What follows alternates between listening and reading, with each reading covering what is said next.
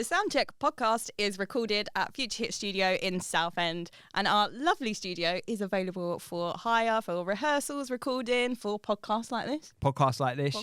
Radio shows, if you fancy it.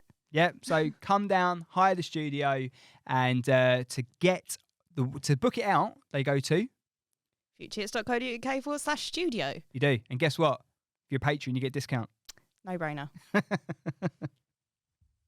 Welcome to the Soundcheck podcast. Today's guest is SATRE. Thank you very much for joining us in the studio. Thank you for having me. And welcome. Thank you. Making the journey down to Essex. Thank you so much. It's my first time here. A lot of people say that. Yeah. Yeah. Hopefully my last. No. A lot of people say that as well. Started already. Before we pressed record, you were saying that people mispronounce your name. Or you were about to tell us a story about that anyway. Yeah, I got so nervous about introducing it then. I was like, I'm going to say it wrong. Yeah, people, I mean, the first way they go is to say the same as the French philosopher Jean-Paul Sartre. Yeah, but there's an I extra wouldn't R. want to attempt that. No. And some people ask if we're related, me and this philosopher. And sometimes I lie and say that we are related. I'm just like, yeah, we grandfather. Americans love to say SATRE, which makes me sound like, I don't know, a Disney villain, you know. I mean, that's pretty SATRE. cool. Yeah, I think so too. People like to make fun of that pronunciation, but I would say, how did you say it? SATRE. SATRE. Yeah. I like that. I don't No, but think is I it even right, say though? that. I don't know anymore. I don't know. Technically, they're all wrong because it's not the actual pronunciation would be SATRE. Okay. Yeah, and it has the A has the 2 dots over it. Okay. Yeah. See, that's what it was. It's the 2 dots for Anasaur. Yeah. I always try my best with it. I've said it before on this because people get my surname wrong quite a lot because it's Wherry, but people say Wherry, and like it is quite annoying. Even to the point where I get taken the mickey out of it. I say it's like cherry but with a W, so it's Wherry. And and we actually have, when people upload music to us, I even say to them, like, it's if you're going to say unsigned with Matt Wherry or whatever, make sure it's unsigned with Matt Wherry. He's really quite pedantic about it as well. Yeah, we get some people.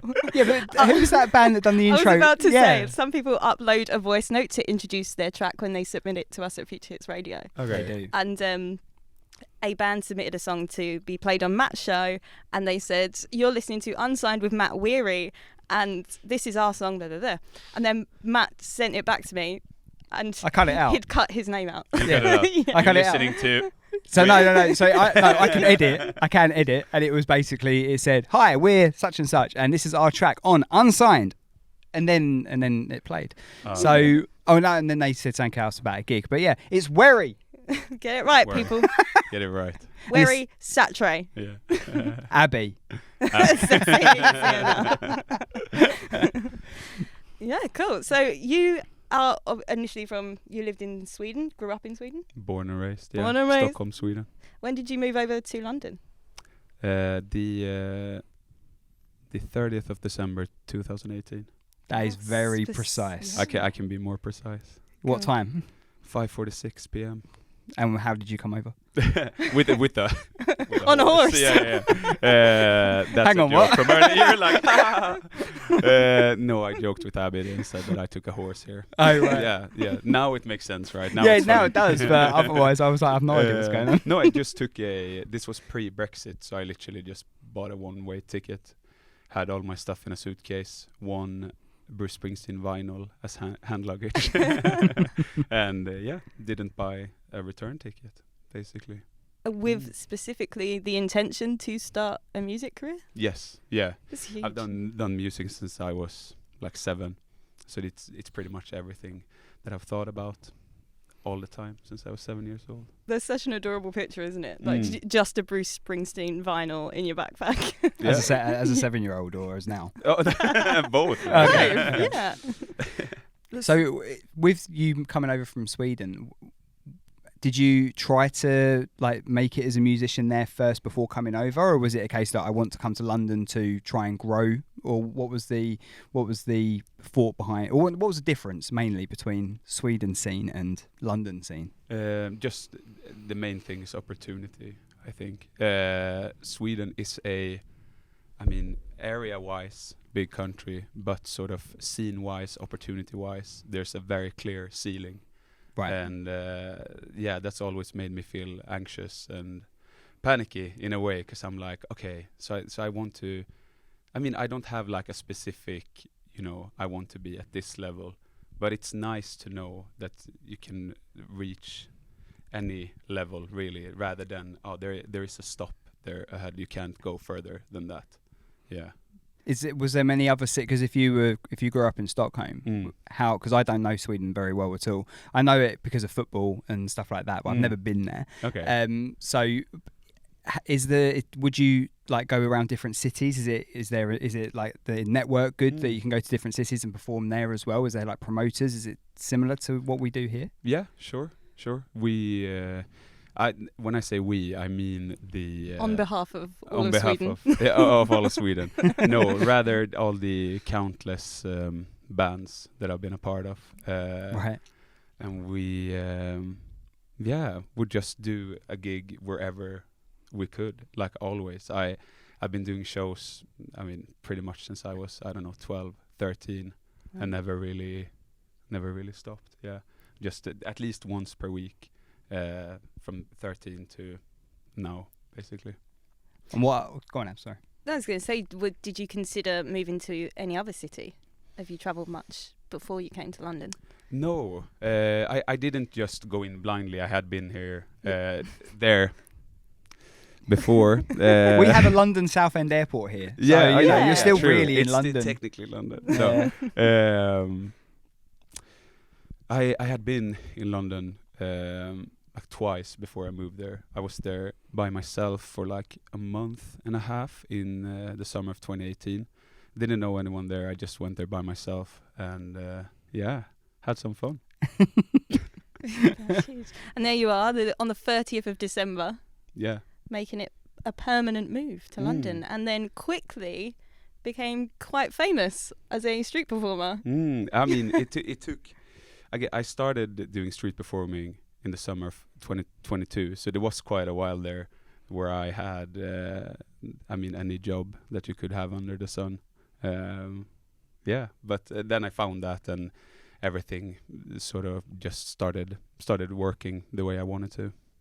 How did you find it? Because I've speaking to a few artists who do busk in different places.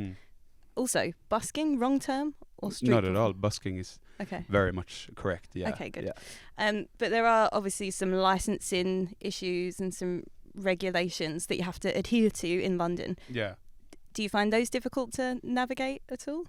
Not at all. Do you just run really fast when they come looking for you? No. I have all the right paperwork. Of course. All the paperwork. No. All legit. For sure. We actually, I was with a meeting with the council of the committee of the council that I busk in just the other day. So us buskers have a very good contact with them, and it's all. I can only speak for the sort of crowd that I'm a part of, but we're very much, following the rules. Yeah. Where do you? Because I've seen on your Instagram and stuff. Obviously, you go to like Covent Garden, Trafalgar Square, stuff like that. Where has been the best place in London to busk so far? Trafalgar Square. Yeah. Yeah. It's quite surreal when you. Like 2 months ago, me and my friends were watching Harry Potter, and they had I don't know which one it is, but there's one of these like the mentors flying all over London, and they pass through Trafalgar Square, and just to think that like, my work is to sing songs on that square in front of this incredible museum that has some of the best art ever in it, and you can see the Big Ben from there. It's just thinking of the moment when I decided to move to London, and then fast forward to that is pretty surrealistic, yeah, and very, very grateful for it. Is it the V&A that's there? Is it the V&A? Victoria and Albert Museum. It's the V&A that's there, isn't it, Trafalgar Square? I've modelled in there. You've modelled? I have. Naked? Not naked, no. Why did you come to that this story conclusion? just got really boring. I'm only interested if there's nudity. Oh, yeah. Yeah, no, there was no nudity. It was years and years and years ago, and it was an ex-girlfriend of mine was doing like costume design or whatever. Right, okay. And they had like some presentation thing, and obviously I got roped into it. We broke up very soon after that. Oh. Rude. Okay. But yeah, that did that. I've done that there, so that was cool. But also, when you see other, like, do you have, with the busking element of it and being a street performer, is it the same rules for everyone? Because obviously, if you go to Covent Garden, there's like, you can see they've all got their different bits. So it's like, right, you can't step on that patch because that's where I'm doing juggling or whatever. How does that work? How does dynamics work? Do you have to book it, by the way? You don't have to book it. Okay. You have to just show up really early. Oh, right. And then we have different rules for different pitches. And yeah, I mean, it's not more difficult than just to go up and ask whoever's there. There's usually some sort of representative there that can tell you about the rules and such. Yeah, obviously that can be a bit intimidating, just going up to someone and like, hey, I want to try it. But to be honest, if you can't do that, then I don't think you should do street performing. Yeah. I wouldn't be able to do anything like that. You could model. No, it was a long time ago. And naked, was it? No, no, it wasn't naked. And I think you get arrested for that. Yeah, no, I wouldn't have done that. But there were. I was going to go to a completely different subject, but let's stay on busking. I try. This is not about me. This is about you. But I'm going to tell you something else about me. Yeah. Years and years ago, right? Because I've always obviously had an interest in music, but as we discussed earlier, I'm not a musician. Never have been. I swear you make that disclaimer on every episode. Because I get asked, "Are you a musician?" I say, "No, I'm not." But I've always had I've always wanted to do something with like unsigned and emerging artists and all that. And years ago, it must have been, I don't know, 2008, 2007, something like that. I tried creating something called Dancing with Buskers, which was to highlight the best buskers in London. Because I used to work in London. I used to work in Soho. And we created, a few friends of mine I had there at the time at this production company we were working for, were like, right, we want to find the best buskers and then try and help them to get to the next level, either get them on radio or whatever. And it never quite developed because it was just me doing it and it was hard to do everything just by myself. But I've always had that tie to it, and I love seeing like buskers and stuff because we've got quite a few people in our network that do it. So when you said I had this idea of dancing with buskers, I thought it was just you going around and dancing next to... Yeah, naked. That's what I was imagining. Yeah, we all were thinking that. Yeah. Set yourself up for that one. But yeah, it's not really a world we necessarily know much about, but like you say, a lot of the musicians we know do also busk. Is it viable as sort of a money earner, do you find? It can be if you're good enough at it, really. I mean, I know it can sound quite arrogant to say it like that, but I'm sure you can imagine a tiny bit what it's like. I mean, you're standing there in the middle of the street and then hoping that people will stop and give you money for singing. I mean, it's quite absurd when you put it on paper, right? Especially in central London, it's very competitive and people are sort of overfed with entertainment and, any like stimulants, there's the big neon signs in Piccadilly Circus, there's stores and shops in every single corner. So yeah, it's quite difficult to compete with. But as long as you come across as comfortable, confident, and just do, like with anything in art, just follow your gut. If it feels good for you, then it's probably going to work out. You have to, on the videos that you've put onto Instagram and stuff like that, you do, obviously, you're highlighting the best of the days you've had on the street performing circuit, right? But some of the engagement you have from the audience is fantastic. It must really feel good when especially when it's your own song. Yes, especially when it's my own song. Yeah. No, it's so cool. It's because they don't have to be there. They certainly don't have to give me money. They don't have to listen to me afterwards. They don't have to follow me on social media, but they do. So, it's kind of like a daily reminder. I know, and this can sound quite arrogant as well, comparing my life to any sort of bad thing that's going on in the world, but it's a constant reminder that there's a lot of good in the world still. Yeah. What is your setup when you're busking then? Because I sort of have had a look on YouTube and stuff. But what is your? Because obviously these days, like everyone used to in the olden days, back in the day, before we had 3, 4, 5G, people would throw a couple of quid in or whatever. But now it's all contactless, right? Exactly. I do have my case open usually. I have CDs with me as well if people want to buy them, but they're sold out. So I have to make some new ones. And then we have, most buskers have a card reader where you can have a sort of repeat function, so they can just tap your card. You can set to any amount. Most buskers do 3, but it's, whatever you feel confident with, really. Yeah, okay. Yeah. With the CDs that are sold out, was that all material that was yours, or was there covers on there as well? Because I know, how many tracks have you got on Spotify? It's 4, right? 4, yeah. So there's some which I shouldn't do, but there's unreleased songs on the CD. So the songs that haven't been released yet. Yeah. So we need a CD. Yeah, they sold out. Yeah, it's like Spotify, but a thing. Well, how do you find? Because obviously with the Spotify, we've talked about streaming and stuff like that before, and if you can sell CDs and you can make money from that perspective, and obviously with your street performing as well, that does seem to be like the actual you're actually getting cash for that, which with streaming and that is obviously very difficult. It sure is. I mean, it's different for everyone. I can only speak for myself. And that's who we're here to get to. Yeah, we're here to exactly. This is about you. Exactly. No, I had a discussion with some friends about this the other day, and my opinion seemed to not be in the majority. That I mean, I'm not a super big artist. I don't really care how much or how little I earn on Spotify. I just want people to listen to it at this point, Yeah. And sure, that discussion is endless.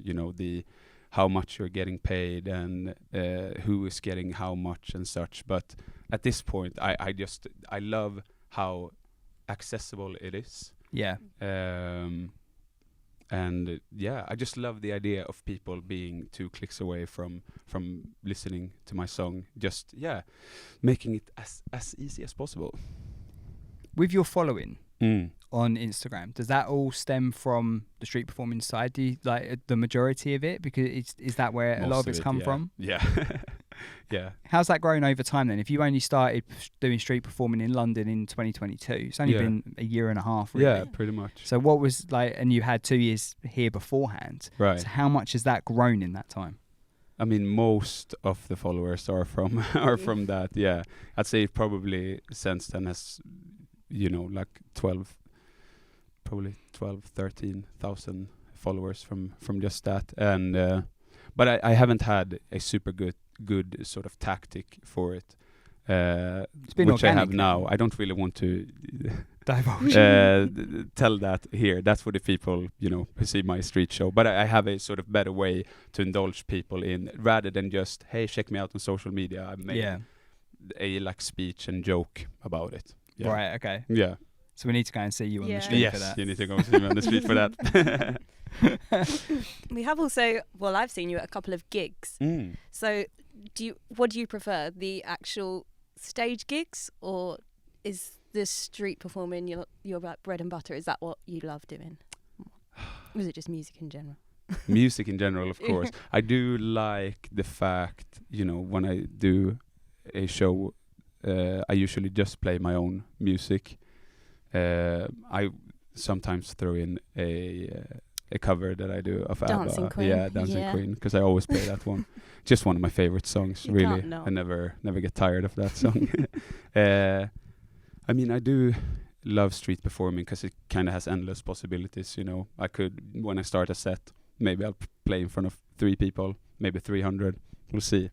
But with playing a show in a sort of venue, I I'm pretty certain that I won't be attacked by some drunk guy, you know. Yeah, I do really Depends like. what venue really. Yeah, yeah, exactly, exactly. I did say that at my last headline show that like, oh, it's so nice not to play in front of, you know, a bunch of drunk. Well, at least the drunk people now are the sort of friends and people that I know. Yeah. And they're gonna love Dancing Queen. Yes, yeah. Hopefully. I mean, everyone should. You shouldn't trust anyone who doesn't like Dancing Queen. So with your shows that you've done, start that bit again. How many shows have you done this year so far? I've only done one so far. I was supporting a friend of mine at the Waiting Room. Okay. Which is in sort of my area in London, in Hackney, Stoke Newington. Oh, cool. Yeah. What other venues have you played around that area then? Because there's quite a few around. Because there seems to be loads of venues around there and Hoxton and places so like that. So many great ones. Yeah. I played Folklore, which is in Hoxton. It's great. But the best one is a place called the Victoria, where I did my first headline show, and it's just such a cool venue. Yeah, I really like the sort of standard they have for up and coming artists. The venue that they can book, because I've played in the basements of a pizzeria before, and I was happy with that. So getting an actual stage that looks nice, it feels quite good. Yeah. I've made it. Yes. How does that compare then to like when you are doing a street performance, and if you're looking at the worst street performance you've had versus the worst gig you've had, where were they and what stories have you got about? You must have some like nights when you've been busking in Leicester Square where it's just been not the most fun time.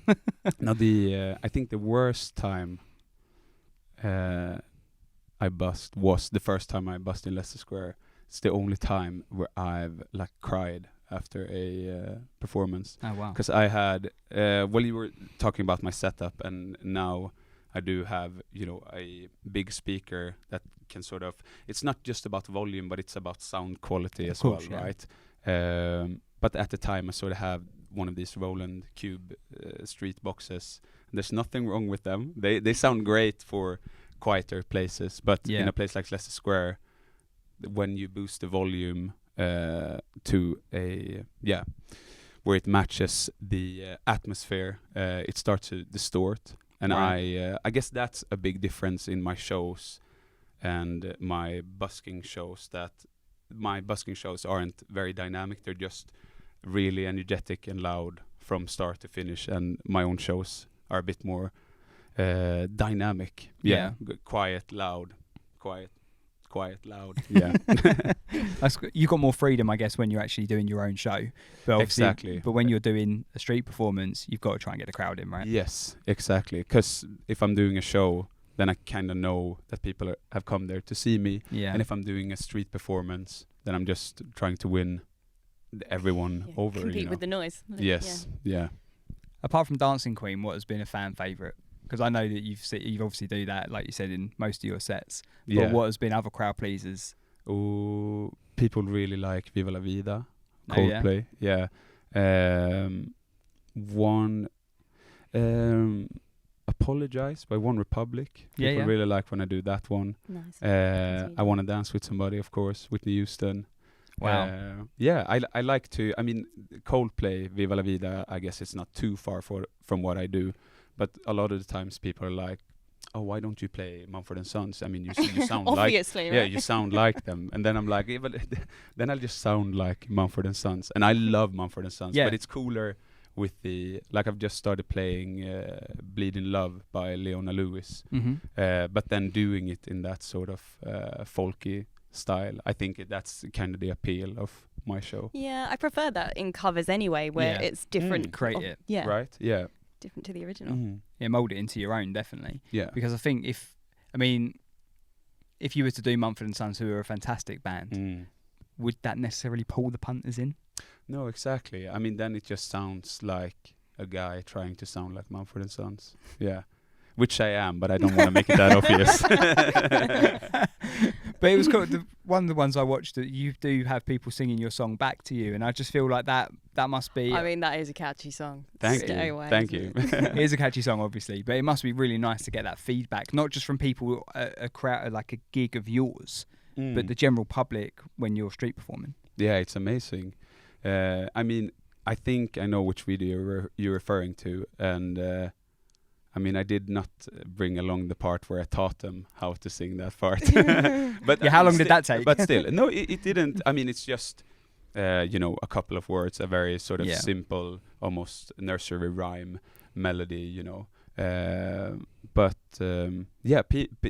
song, I tend to play the most of my original songs when I play street shows, because it just works. It's very playful, happy, catchy, if I may humbly say so myself. You absolutely may, yeah. Who's filming you? Like, because on your, obviously you can't, it's not like you've just got it on a tripod and someone's like moving around and stuff. So have you got a really lovely friend who follows you around with a camera, or like we have?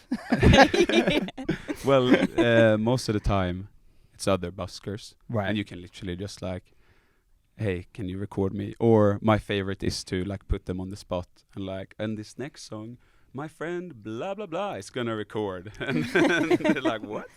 And then they have to do it. But a lot of the times, it's like people tag me in a story.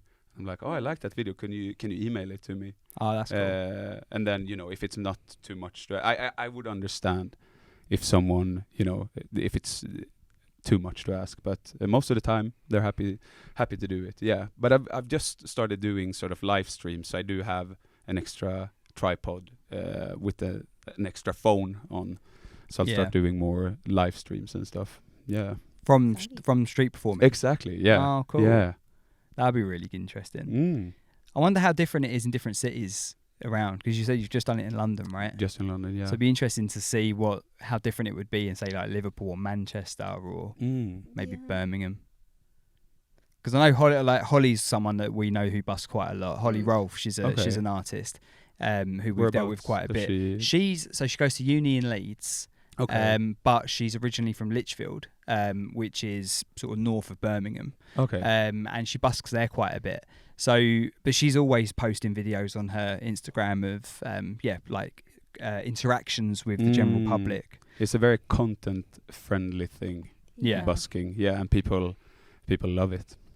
Yeah. I was going to say, like, obviously content is key and all that sort of stuff, and you see so many artists struggling trying to figure out an original way to build content or create content, because you see like a trend of, oh, that band's tried that, so now they've tried it, and it becomes very unoriginal very quickly. Yeah. But I imagine the sort of natural interactions you're having with people gives you loads of opportunity. Sure. No, of course. Because a lot of the time it creates spontaneous situations rather than super calculated. Oh, this is doing well, let's try to do something that not too obvious, rather than just, oh, this happened, we just happened to get it on camera. Yeah. I think that's definitely the way forward, because that's something that could generate some momentum and like to, go to other places rather than playing guitar in your bedroom or whatever. Yeah. Which you're obviously not. Most of the time you're no. I have started. I'm gonna start next week to do a series of videos that are like me playing guitar in a bedroom, but there's like a twist to it, rather than just me like, oh, here. I wasn't just. I didn't mean to poo-poo it.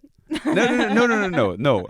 All the respect to. I mean, it's just too difficult to cut through with content like that, because it's like, I've seen this before. Yeah, that's all I meant. Yeah. Yeah. No, exactly. I mean, it's nothing wrong with it. Most of the people that do that sound so nice, and it's like nice and intimate, but it's just the quantity of it that's the issue. And it's trying to find an original way to do it, so it does cut through the other stuff. Yes. Yeah.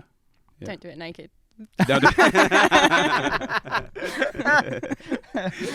Maybe use your guitar rather than the ukulele. Yeah. Thank you. Yeah. Right, on that note, we're going to have a very quick break, listen to these messages, and we'll be back. Guess who's a new sponsor? Sneak Energy. We're very, very happy that they've come on board. And not only that, if you scan the QR code, there's also a discount code as well. Get yourself 5% off. It's not a bad deal, is it? Get yourself 5% off and do what you love for longer. That's what they say. That's what they say. We love doing this. Yep. Most of the time. Hence why I've got one open right now, and it is delicious. Go and buy some stuff. Get the discount code going. It helps us out if you help them out. Appreciate it. Appreciate you. Thanks very much. Sneak! One more? I'm glad you remembered the tagline because I fucking forgot it. Guess who's a new sponsor on Future Hits? No surprise, we are sponsored by Sneak Energy. Get in there. They've also given us a 5% discount code, which will be on the screen or in the description of the episode. So if you want to get yourself some Sneak, get onto the website and you can get 5% off. 5% off to do more of what you love. We love this, don't we? Yeah. Most of the time. And also, they help us if you help them. Get on it. Most of the time. All the time. Welcome back to the Soundcheck Podcast. We're here with SATRE and Abi Bruce, me, Matt Wherry. Kieran Grantham is behind the camera on his phone. There he is. Hello, mate. Always so professional. So, we are going to talk about music now because Abi told me in the break. We haven't talked about music much. Well, why not? We're on a music podcast. Yeah. Go on in. SATRE writes music. He releases music. I sure do. Just makes sense. You did just release a new single a couple of weeks ago at time of recording called Breathe Out. A little bit different to what you've released before. A bit more depressing. Yeah. That wasn't the word I was going to use. Well, no. But yeah, no, it's quite different. Which was there is a there's a song coming quite very soon that is more in line with what I've done before. So this is sort of like a warm up to that. But yeah, a bit of a departure for sure from the previous one. Make people a little bit sad and then pick them up with a nice catchy folk tune. Yeah, exactly. Yeah. So what inspired the latest track then? I wrote it ages ago in 2019, and it was just one of those songs that was like, it was there. It was just instantly. I basically picked up the guitar, and then I was like, this is really sad. I wonder what it's about, kind of. I don't know. The lyrics just came.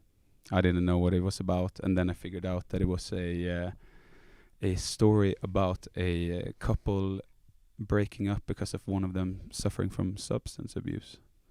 Wow. Which I don't have any. I always say that before I play it. That like it's fictional.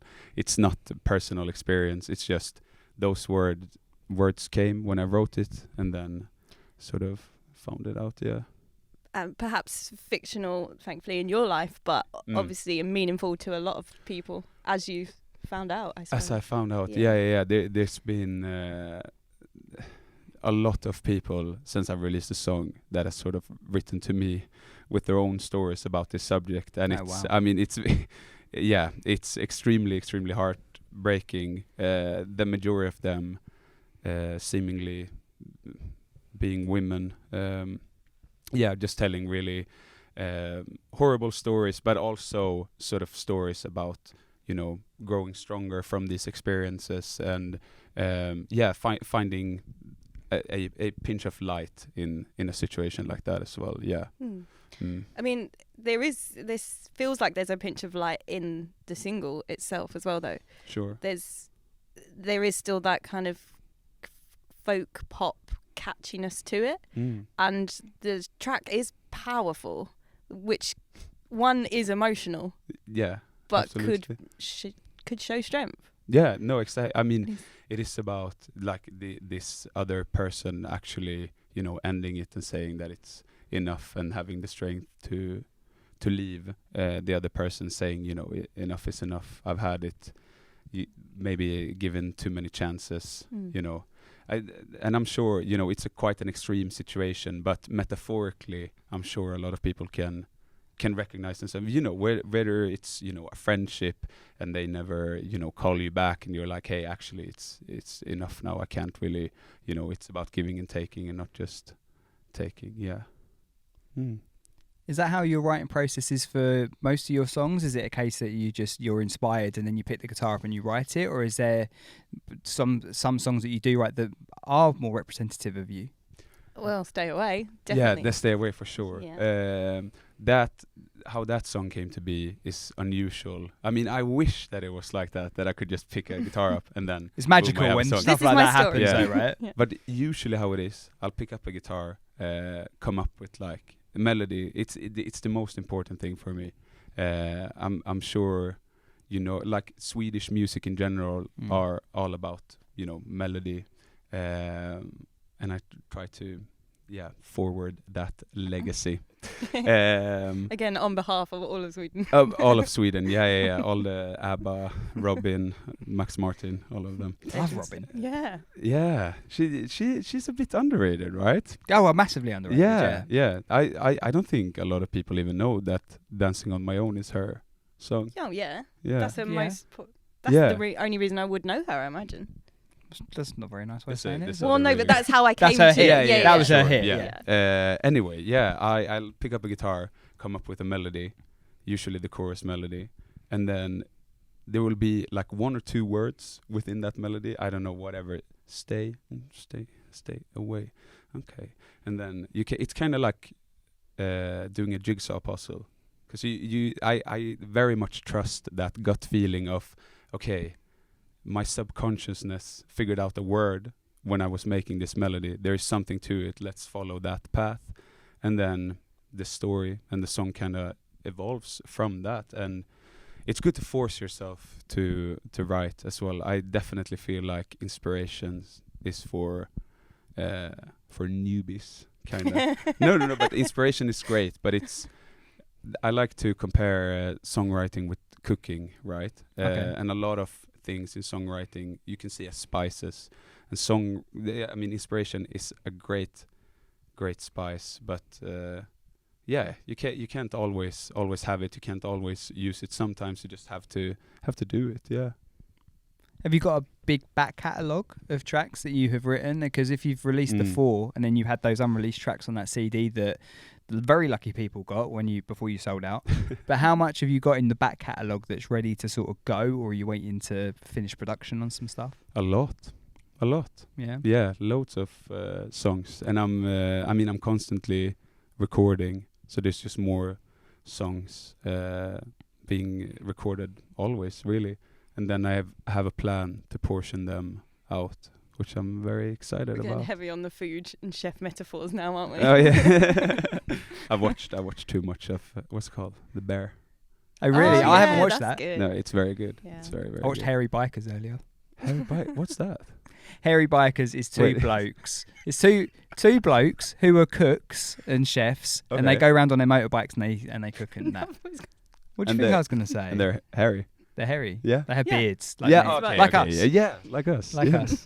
Got a motorbike? Not Got a horse. not yet, but Got a after horse. this I might consider it. Yeah. I've always wanted a motorbike, but I've never been allowed one. I think that's fair. From who?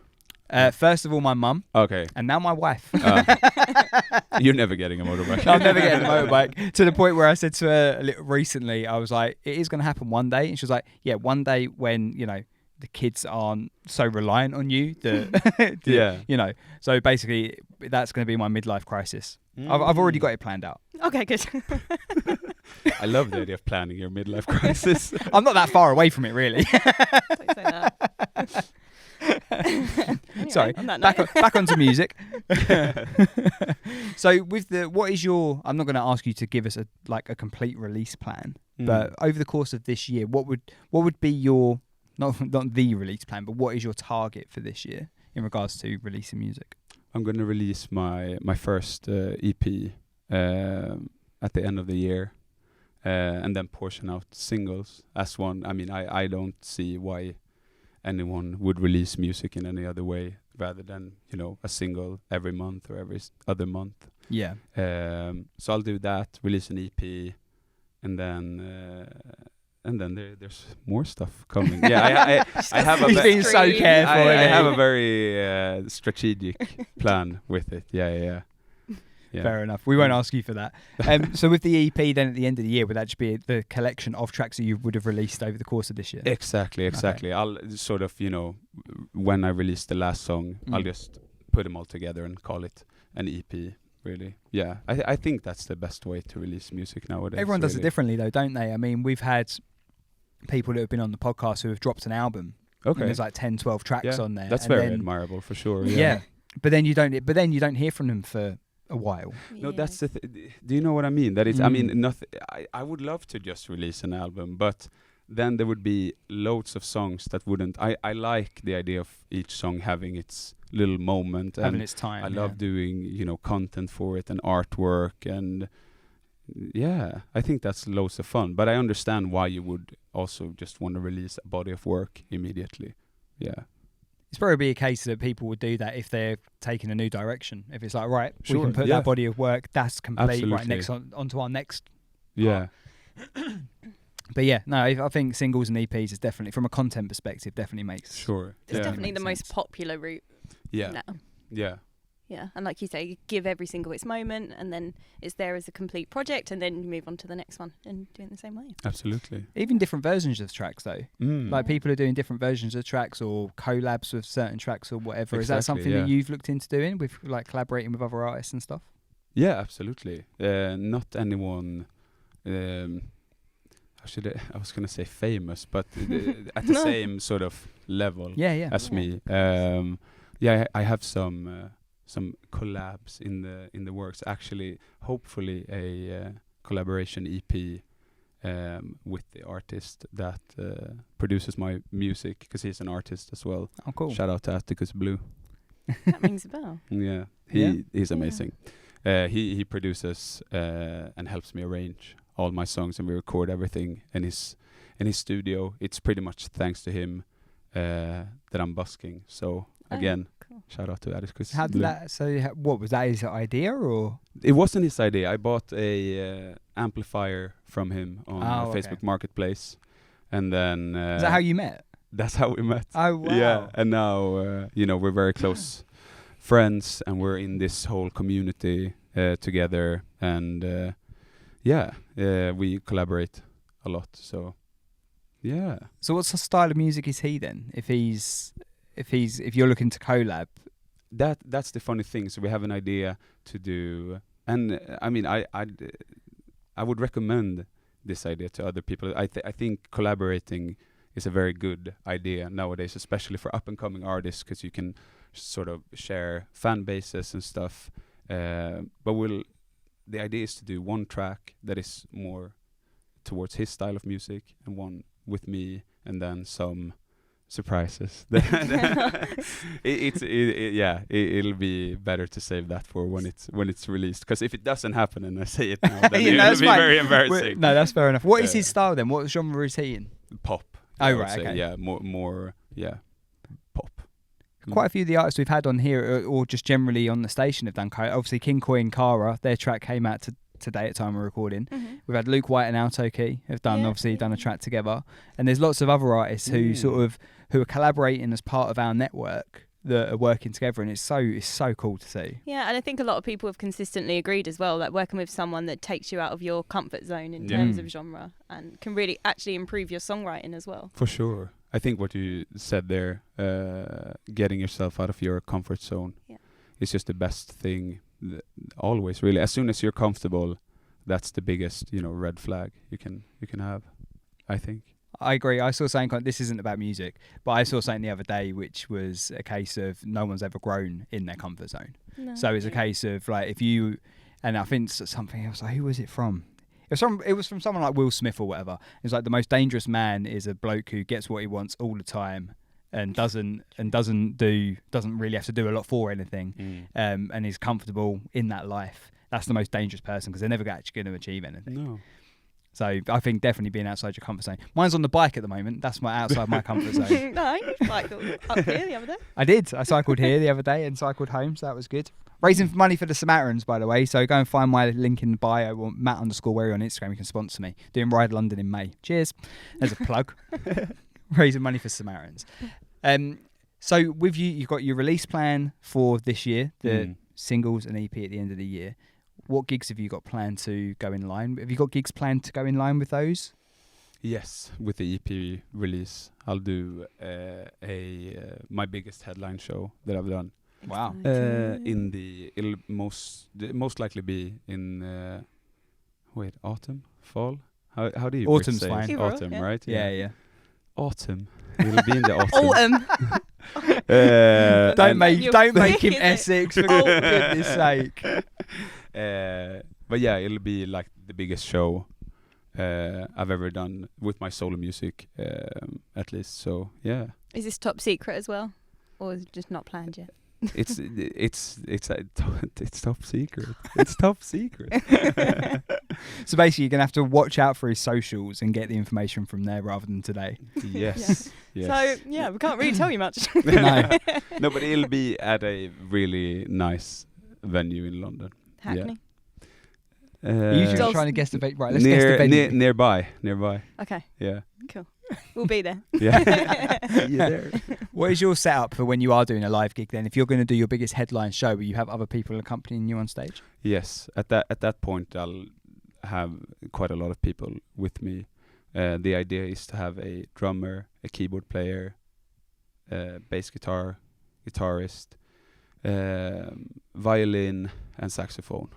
And do you have the people in mind for that, or are we about to open auditions?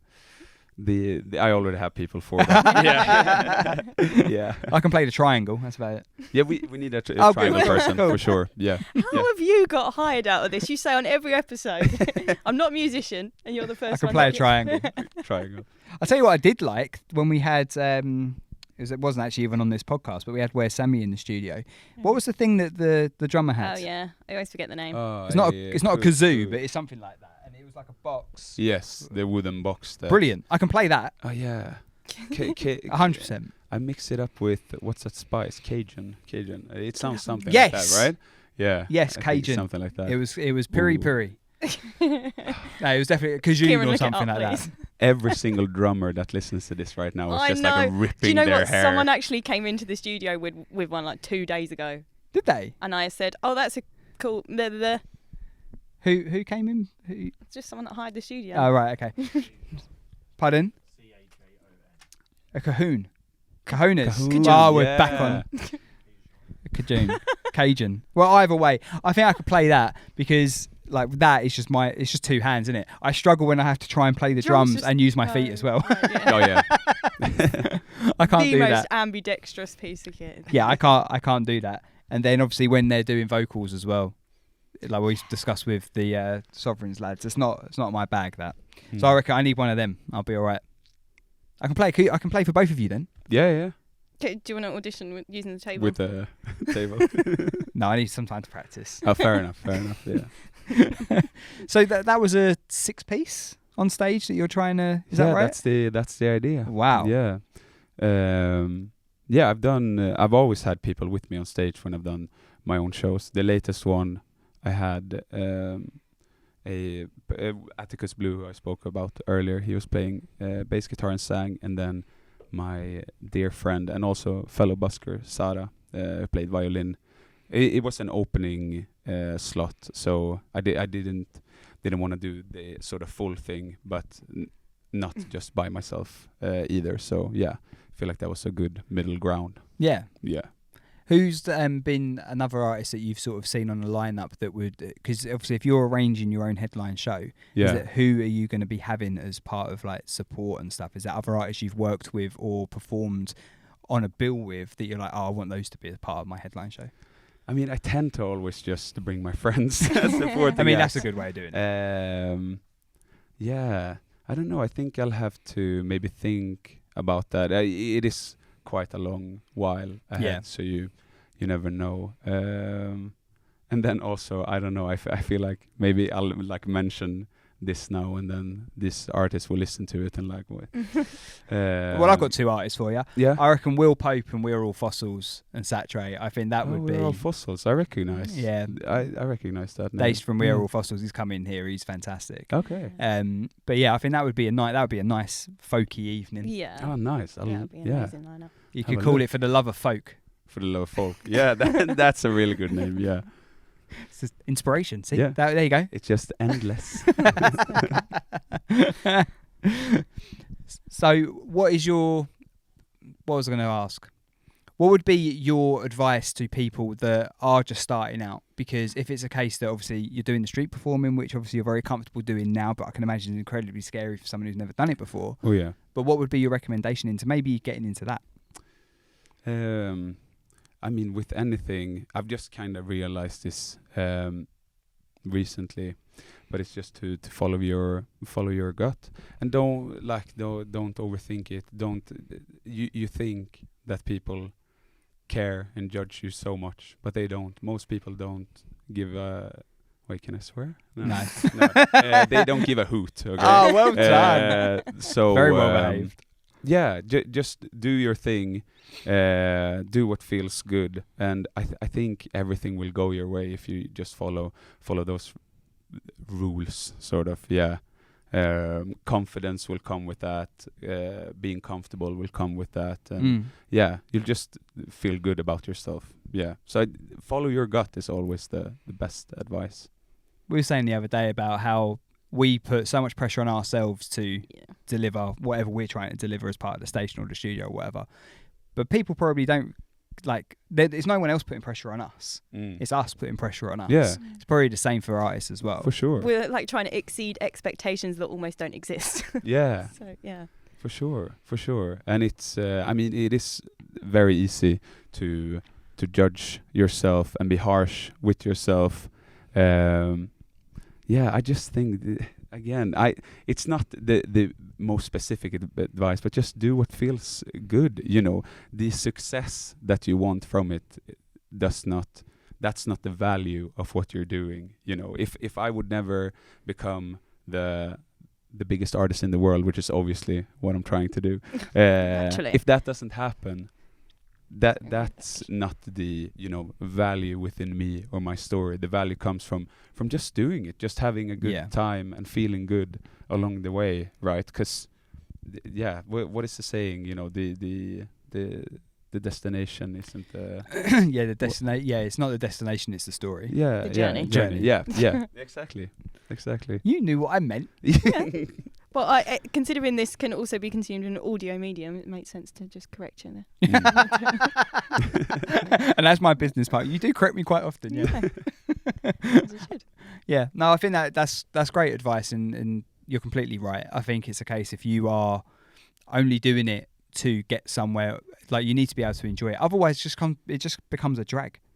Exactly. And doing it, I mean, I usually say that, I don't know, I would rather lose on my own terms than to win on someone else's, right? Like, coming out get it on a t-shirt. Yeah. No, but it's true. I would rather, you know, at the end of my life, and it's like, these things didn't happen, but I did everything that I could. I did it the exact way that I wanted to, and can you really want more than that? I don't think so. I think you've got a very positive outlook on how to deal with it, because I think there are probably a lot of artists that can learn from that. I think that not just musicians or but people generally, I think it's a case that if you can just enjoy what you're doing, which is very difficult obviously when you've got money ties and rent to pay and stuff like that. Of course. But if you can find that gap, no, for sure, sweet spot. Balance, yeah. I mean, and also those things, I mean, you can't ignore that, right? You can't just do whatever you want, but money is a thing, right? But just, you know, look at your situation and make the best from that. I mean, it's very easy to say for me as well, especially now when I do something that I love, then maybe I'm sure 3 years ago, maybe I would not have had such a positive outlook on it. But and you did have a moment of vulnerability, and maybe were considering taking a step back, and that's what Stay Away is all about. Yeah, right? exactly. Exactly. Yeah, I mean, living in Sweden and living in England are two very, very different things, which I realized the hard way, you know. And you jumped straight in the deep end, really. Yeah, no, exactly. And there were so many times where, I mean, everyone around me, every signal that I could get was saying that give up and move back, you know. Like people in London were saying that to you? Oh yeah. People. Wow. I mean, you're not gonna handle this well you're not made for this type of life. What were the biggest differences then? Like, what was the biggest Just culture shock? I mean, Stockholm, Sweden is a very, very secure place. It's sort of like, speaking for everyone in Sweden. No, of course, I can only speak for myself. But I feel like you're being very taken care of as a Swedish citizen. And in London, it's just in England, London, it's just a bit tougher. And I feel like every single opportunity is there. But it's not just it's hard work, right? Everything is there, but if you just sit on your ass, it's not gonna just come to you, right? So yeah, it was a very, very difficult journey, and there was a lot of times where, it sounds so dramatic, but I didn't have anything to eat. I had to call my parents and ask for money for rent. I got fired from jobs, and it was just very, very tough, but here I am.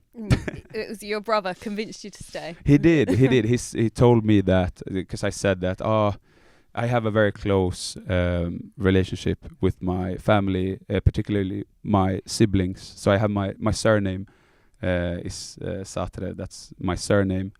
And there's 5 letters. Within these 5 letters, there's 6 spaces. And I have 6 siblings. So that's why I do the 6 dots always. Okay. I don't know if you see, but on my captions and stuff, I always have 6 dots, and I stylize my name with a dot in each space, and it's kind of an homage to them. And he said basically, if you come back because you want to be with us, we're never gonna forgive you, so you better stay away. I mean, that is a kick up the backside that you probably needed, right? Yes, no, exactly. It sounds so harsh, but it was with love. And are they all of your siblings in Stockholm, or have they travelled elsewhere as well? Are they any of them in London? They're all in and around Stockholm. Yeah, oh, really? Doing various things. 2 of them are fathers now, which is cool, which would make me a uncle. But yeah, some of them do creative things as well. Some of them are more on the, I would say, sporty side. I lost all of that. I don't know anything about sports. But I can write a good song. Yeah, I can write a good song. That's funny enough. The most of the streams that stay away has gotten is from a really big FIFA playlist. Oh, really? Yeah, there's FIFA nostalgia, and I'm like, oh wow, yeah, so many nostalgic memories of watching my siblings playing FIFA. No, but I mean, FIFA always has such amazing soundtracks. Yeah, it does. Yeah. A lot of indie kind of music, no? Yeah, it is, yeah. I think if you were to go back and listen to all of the FIFA soundtracks, you've got so many good songs on there. Sure. Every year, because obviously it's such a massive part of the game, there's so many, I can't even, some of the, I've had every FIFA. Okay. Right? So I've literally, I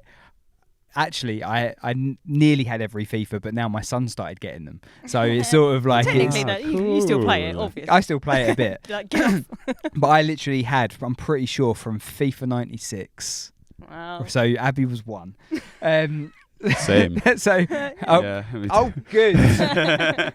you 2 were 1, and I got FIFA 96, and I've literally had nearly every one ever since. And they've always been fantastic soundtracks. And the fact that you've gotten to there, that must have loads of listeners. Yes, yeah, it does, which is great. Yeah, good Love stuff. to be a part of that community, even though you don't like football. Yeah. Do you go home often? Do you do gigs when you go home? Sometimes I did my debut. I've been a part of, debut solo, because I've been in so many bands. Yeah, you mentioned that in the first half. I was going to ask what genre were the bands. Every single. This is where I want to. I've done punk, heavy metal, death metal. I need to hear SATRE doing death metal. Yeah, no, I literally did screamo in a death a screamo band. Yeah, I really want to hear that. Yeah, and we played. I mean, I've literally played in every single venue that exists. That most of them doesn't exist anymore in Stockholm. And I did my debut solo one in Stockholm last year in. Pretty much my favorite venue in Stockholm, so it was quite surrealistic. Oh, nice. the guy who plays guitar on Dancing Queen was there. Wow. Yeah, on the actual recording of Dancing Queen was there. Just say, look at my Instagram, look what I do. Yes, yeah. Stealing your stuff. But as my own style. Yeah. But in my own style. Yeah. Sorry, what was the question? When you go home, do you do gigs there? Not really. I tend to take a break. Then. Yeah. I do a lot of. So one of my siblings called Gabriel. He is a film producer, so he does all of the music videos that I've put out so far. Oh, nice. And he is, a constant, he inspires me so much. We collaborate a lot.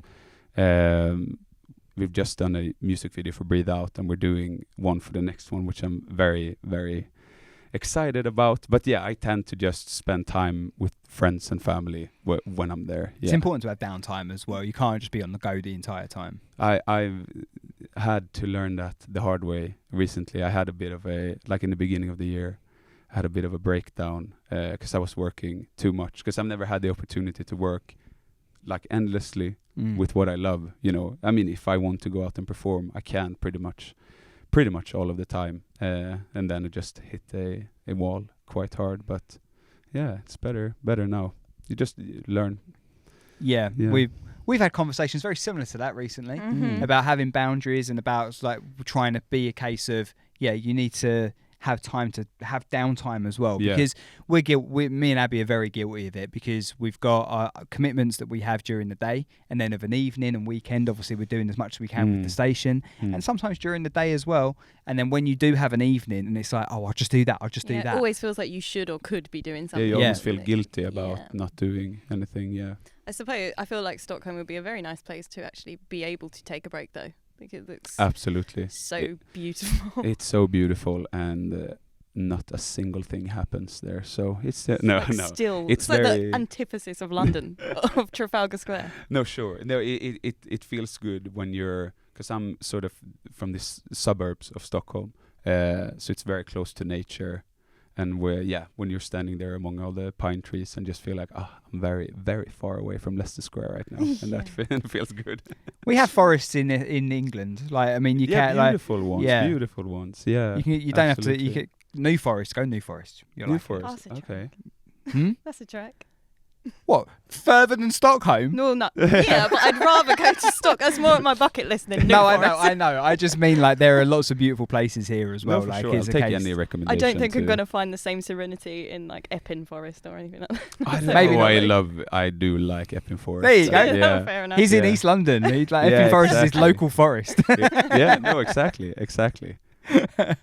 Right, we're going to finish off very shortly, and but would you like to tell everyone where they can find you on the socials, on Instagram, TikTok, all that sort of or where good they can stuff? find you street performing and that? Yeah, most days you can find me performing at either Leicester Square or Trafalgar Square in central London, and on social media it's SATRE Music, SATRE. I was going to do the S for sugar, A for alpha. I wondered what was so slow. Yeah. It's 5 letters, mate. Come on. Yeah. You got this. It's your own name. No, because sometimes I'm rushing it and people are like, but you're saying the letters, but we can't hear you. And then I used to, again, I've had pretty much every job you can have under the sun that isn't music. And at one point I was working in telemarketing and had to do the S for sugar, A for alpha, T for tango. Or for Romeo, E for Echo. So that's where they can find you. Yeah. Just might as well take it all the way there. Yeah. It's a skill I've got, so I'm going to use it. Yeah. So then you've got new music coming out in April. In the 3rd of May, a new song is coming. Yeah. Okay, cool. Well, we look forward to that. Look forward to the other releases and the EP at the end of the year. Sorry, Abs. Yeah, and your EP headline gig. Yeah. TBC venue, and TBC whether you're going to do some Screamo or not. Yeah, but most likely some Screamo, yeah. Well, thanks very much for coming in. Really appreciate it. Thank you for having me. Yeah, all good. Yeah, look forward to hearing you play some live acoustic tracks for us. Oh yeah. I forgot about that. If you want to see that, make sure you get yourself signed up to Patreon, patreon.com/Future Hits Radio. Go and follow us all on the socials as well, Future Hits Radio. And if you're in Southend, you can come and hire our studio for rehearsals, as a creative space, or to do your own podcast. Yeah, why not? It's a great space. Thanks. As recommended by SATRE. You heard it. See you next week. Thanks for watching. Bye.